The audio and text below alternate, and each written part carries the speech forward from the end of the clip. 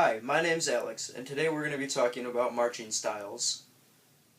Alright, Meow, today we're going to be talking about 4 different parts of marching, which is your general posture, your forward step, your backward step, and sliding. The most important part about posture is making sure you always look good. So what you always want to start with is making yourself look strong, kind of like puffing out your chest, making yourself look real buff, even though you're probably not because you're in marching band. So what you want to do is start out kind of looking like this. You want to put 80% of your weight on your front feet, or on the front of your feet, and 80% on the back. So you kind of want to lean forward, and your feet need to be out at 45-degree angles in both directions. Alright, Meow, in that last segment, I was just kidding. It's 80% on the front and 20 in the back. Okay, so now that you've got your posture set and you're comfortable with that, you need to think about actually moving. So you always want to start with your left foot, and always remember that the marching style we're talking about today is called the straight leg. So what that means is that when you're marching, your lead foot or leg always needs to be straight, and your toe needs to be in the air, and when you roll through to your next step, your heel on your back foot needs to stay nice and low before following through to the next step. Alright, Meow, this is a good example of forward step marching.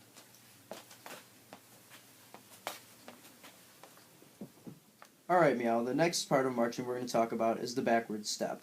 One of the most important parts of the backward step, just like the forward step, is that you need to start with your left leg.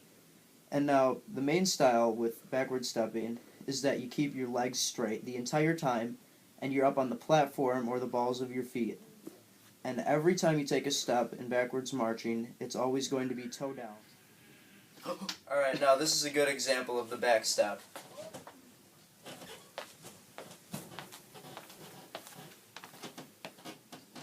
So always remember to keep your toes down, stay on the platforms of your feet, and to stay in a nice straight line. Alright. Now the last set of marching we're going to be talking about is called the slide step. And the slide step is essentially the same as the forward and back step, except you're going to be turning your body either to the left or the right, whichever way makes you go front field. Alright, Meow, the most important part of the slide step is applying all of the techniques that we talked about in the forward and the back step into your slide step to make sure that you're always looking good. You always need to have good posture. You need to keep your forward step perfect with the low heel and the high toe and a straight leg, and always stay up on the platforms of your feet and keep your toes down on the backward step. Alright, Meow, next we're going to work on examples of the forward slide and the backward slide.